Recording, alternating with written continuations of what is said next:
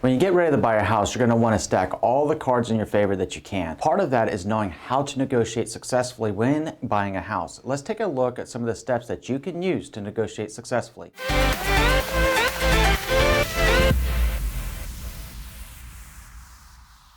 My name is Andrew Finney, and my passion is helping you make sense of real estate. If you need help finding a top agent near you, or if you simply want to drop me a line to say hello, my contact info is below. If you're new here, please go ahead and subscribe to this channel now and like this video. Thank you. Part of knowing how to buy a house is knowing how to negotiate that house and understanding the different eventualities that go into the actual negotiation process. Let's take a look at 10 things that you can use right now. The first thing that you want to keep your mind on is to know the comparable sales in the area. Now, when you get with your trusted real estate advisor, you're going to probably hear them say, hey, I need to check the comps. I need to check the comps, or hey, the comps don't support that price, or the comps are good. But what are comps exactly? Comps is simply short in real estate speak for meaning comparable sales around the area. Now, what you would normally like to do is look at the most recent 90 days of sales activity within a half a mile to 1 mile radius around that property, like in kind. To make a property most comparable, if you have a house that's on the market that you're looking for, and let's say it's about 3,000 square feet, then what you want to use is a rule of 10%. Go 10% down and go 10% greater than on that square foot to come up with a comparable range. So if we have a 3,000 square foot home that you have your heart set on, then we want to look at homes that are selling in that area between 2,700 square feet and 3,300 square feet. If a house has a pool and the house that you want has a pool, that becomes even better if we're able to find those kind of statistical analysis to see how much the pool is actually worth in that community and in that location. So the more features and amenities and benefits we can combine into the comparables, including the number of bedrooms, the number of bathrooms, recent improvements, list of improvements if the seller has them, just by gauging them off the pictures becomes extremely prudent. Is one in a gated community? Is one in a guard gated community? We want to make it as like and kind as possible, and that's what comps are really about. Knowing what the comp sales are in the area is going to set you up for negotiation success. The second thing that you want to do is now assess your comps in relation to the target property that you're looking at. You can call it a target property, you can call it a subject property, but essentially the property that you have your heart set on right now. Going back to what we were saying about the comps, if one is a 1-story and one is a 2-story, we need like and kind. A 1-story is not like and kind to a 2-story home. So if you're looking at a 1-story, look at a 1-story. If you're looking at a 2-story, then obviously we want to look at a 2-story and so on, right? So we want to get the most realistic assessment that we can and break it down to a price per square foot and add back any value or subtract any value that we need to subtract or add to the property based upon the comparable sales in relation to the property that you're looking at. Now in practice, I generally just call it a subject property, but you may hear your trusted real estate advisor refer to it as a target property or your home or something like that. It means all the same thing. The important thing to do is to first establish your comps. The next thing is to actually assess in detail what those comps look like in relation to your subject property. Getting clear on the features and amenities and benefits of a property, or simply what I like to call FAB, is going to help you shape your offer moving forward. The third thing to do is now to add or subtract the value of the subject property itself. So let's say that we know that the house that you want that's 3,000 square feet is 5 bedrooms, but you couldn't find any other 5-bedroom, 3,000 square foot homes within the search radius. What do we do? If you get with your trusted real estate advisor, they would probably have a good idea about how much a bedroom will add or subtract value on a home. So if everything else in the area only had 4 bedrooms, like here in Las Vegas, Nevada, in many cases you're looking at anywhere between $10,000 and $15,000 of value for a bedroom. But if we want to play it conservatively, and we generally would want to be a little bit conservative here, right? Let's say that it's worth $10,000. So we know, going back to our property that you're looking at that's 3,000 square feet with 5 bedrooms, if all the rest of them are 4 bedrooms and they are still 3,000 square feet, then we want to add back $10,000 to that value. Knowing how to do this and knowing how to add and subtract value based upon the condition of the property and what's moving on with that property is going to assist you in forming your actual offer to submit to that seller. It also helps you to get clear on why the seller's list price strategy may be that way if you notice that it's higher than what the comparable sellers are selling for. What makes that house so fab? Features, amenities, and benefits. units? Does it have additional bedrooms? Does it have a pool? If pools add value in your area, this would be an important thing. Did they do recent upgrades? Did they do a major overhaul in the kitchen? Did they have solid surface floors and the other ones had carpet? All of these things play a role in the pricing of a home, and being clear on this up front when you're wondering, hey, you know what, this house sold for $450, they want $500 for this property, but they're about the same. Are they really? Because if you have carpet in one and you got solid surface floors in another, you got one that doesn't have an updated kitchen and the other house does have an updated kitchen, you can already start seeing where the money went. So this helps you get clear on exactly what the list price strategy is as you prepare to craft your offer with your trusted real estate advisor. The fourth thing that you want to do is to get with your trusted real estate advisor to actually sit down and write your offer. When you're sitting down and writing your offer, there's a lot of ways to do this, frankly. You could do it over the phone, you could be in the office together, you can be discussing it at the property itself, what kind of offer you want to put forward. But here's the most important thing to do is to always submit your comparable sales statistics with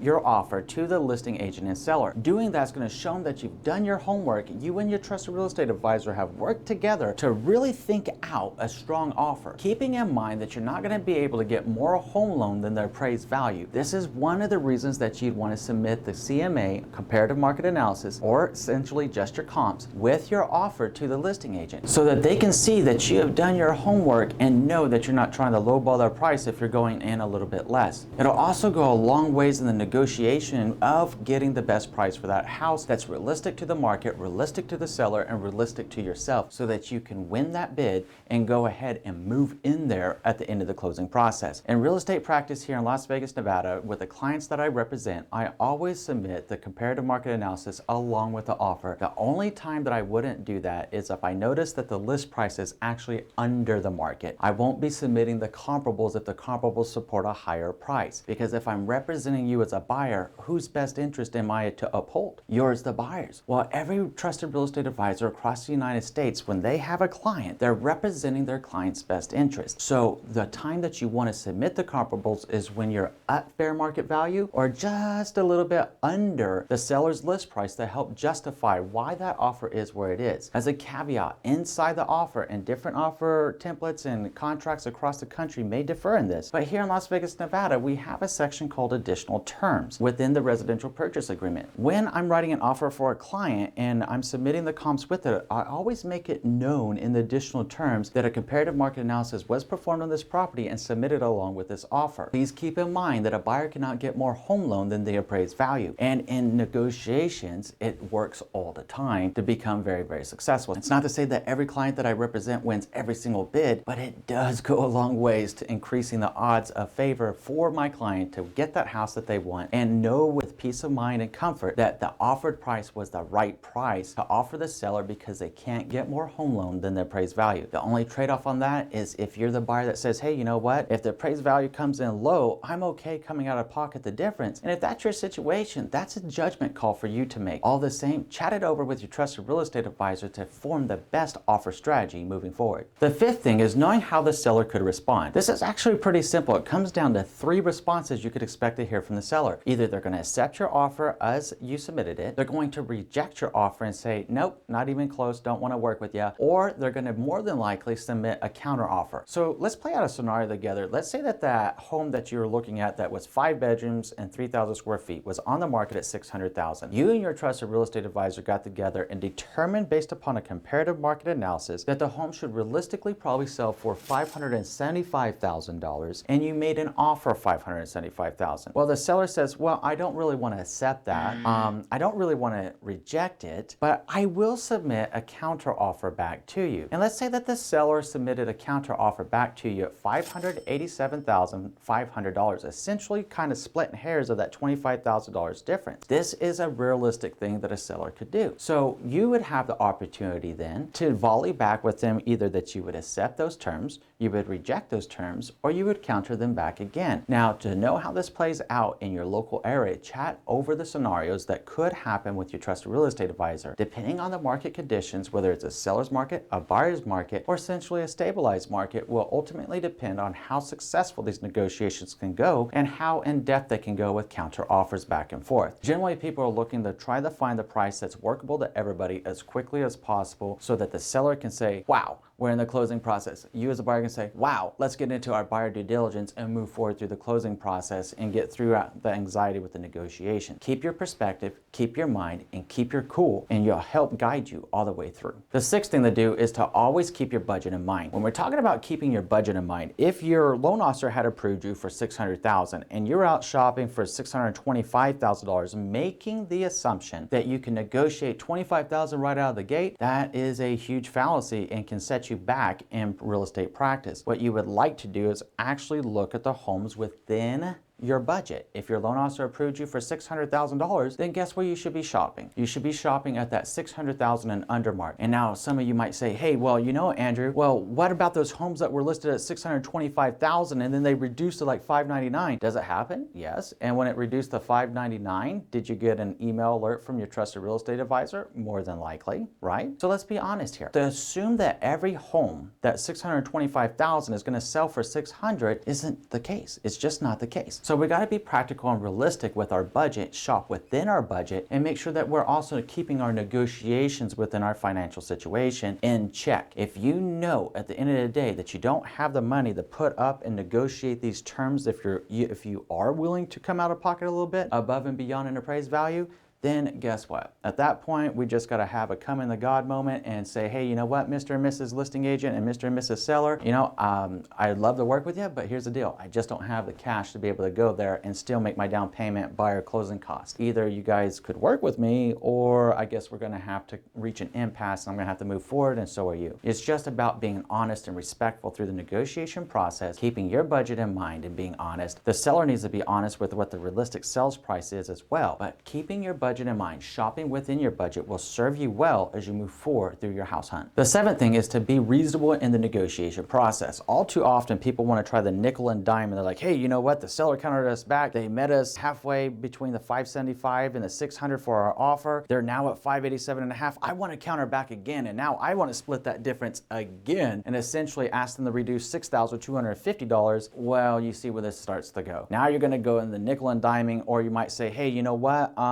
Okay, I'll go there with the $587.5, but I know you weren't planning on leaving that beautiful Sub-Zero refrigerator in your house. I want that now. Oh, I know you weren't planning on leaving those great Maytag appliances called a washer and dryer, but now I want that. If you want me to pay this, I want all of that stuff. So you can start seeing how nitpicky this can get. That's why in real estate practice and in negotiations at large, it's important before you get into the process to have a game plan. On the selling side, they should really write down the reasons why they're selling and why it's important to them so they can keep perspective. Well, you as a buyer want to do the same thing. You want to come up with a game plan with your trusted real estate advisor ahead of the time before viewing properties by meeting up at their office. Write down the reasons that it's important to you to buy a home and what changes this is going to make in your life, how it impacts you. Keeping that in crystal clear clarity, clearer than Baccarat crystal, is really going to assist you in maintaining your calm, cool, and collected nature, and to be reasonable in the negotiations opposed to nitpicking here and there. Anybody that starts nitpicking the negotiation, I all too often see those just blow up really quick, because then you get one side that feels jaded, you get the other side that feels jaded, or at some point we have a very, very tense closing process if the deal is moving forward, or it just blows up on everybody and everybody leaves the table and everyone's disgusted with the whole situation. Being respectful and being polite, keeping in mind that we're not dealing with a robot on the other side, is important. I mean, we're dealing with people, and people like to be treated with respect and dignity, or at least I believe in treating people with respect and dignity, and I hope that you do too. So if we're open, we're honest, we're communicative, we're kind, we're compassionate, we can actually win a lot of different things in the negotiation process. But it starts, number one, by being reasonable. And as a prelude to being reasonable, it helps to gain insight and clarity into why buying a house is important to you. So if you haven't done so yet, please go ahead and write it out, physically write it out on a notepad why you're buying a home and why it's important to you. The 8th thing you want to do is understand what makes the market tick. Now, when I say tick here, what I'm really referring to is an acronym that means the trends, indicators, and conditions. How is the market trending in your area? What are the indicators on the horizon suggesting the market may move from a buyer's market to a seller's market, or from a seller's market to a buyer's market, or perhaps straight to a stabilized market? Right there, you just heard me share with you 3 different types of market conditions called a seller's market, a buyer's market, and a stabilized market. Knowing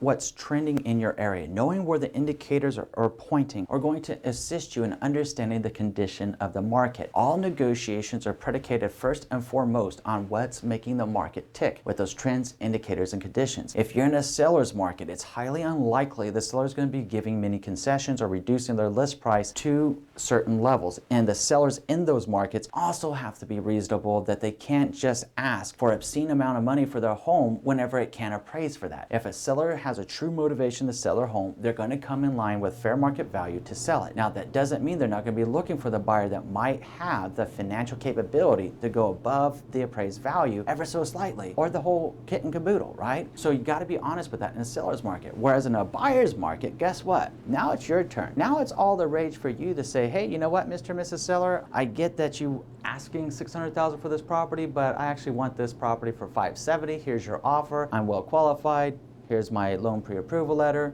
Talk to my loan officer. I got this, right? And the seller in a buyer's market may say, you know what? There's so few buyers. I've been on the market for 4 months already. You're the only offer I've got. I think that if I want to sell my house, I'm probably going to need to bite the bullet on this. And even though I think my house is worth $575, okay, great. I'll sell it for $570. Oh, you want 1% towards your buyer closing cost? Okay, here you go. Oh, you want that beautiful refrigerator? I really love that refrigerator. Here you go. You see, they become more open-minded to the negotiations, and it favors the buyer in a buyer's market. Now, every negotiation is always different, so just because I'm making these examples, that isn't exactly what you could expect. Your negotiation success will ultimately depend on the parties working in the overall situation, from you to the seller, to your trusted real estate advisor, to their trusted real estate advisor. You have to have a meeting of the minds. Now, in a stabilized market is where you start seeing people get kind of like even Stevens, if you will. There's gonna be those properties out there that sell super fast because they're just wonderful and the market loves it and they're priced right out of the gate. There's gonna be those properties that sit for a little while. So depending on the situation, your average days on market, how long that home's been on the market may dictate how well you can pull off certain negotiations. Now, to know how that's gonna work out for you right now, have that conversation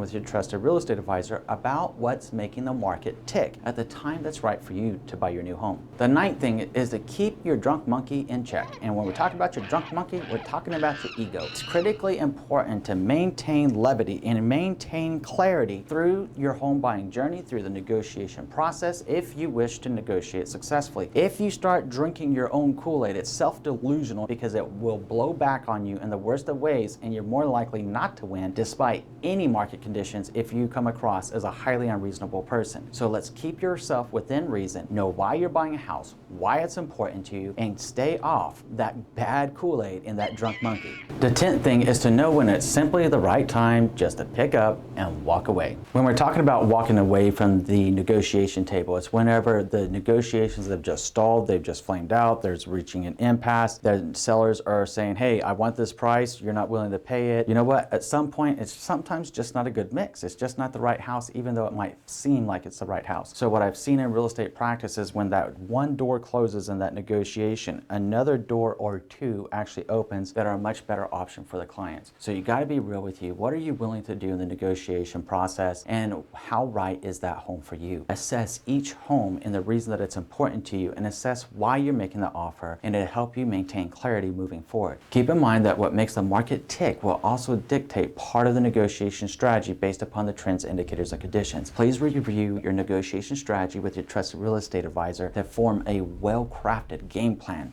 before moving forward with your house hunt. Okay, so now let's talk about 10 homebuyer tactics that work and 12 negotiation tips when buying a house. Looking forward to our next conversation. We'll see you in a few.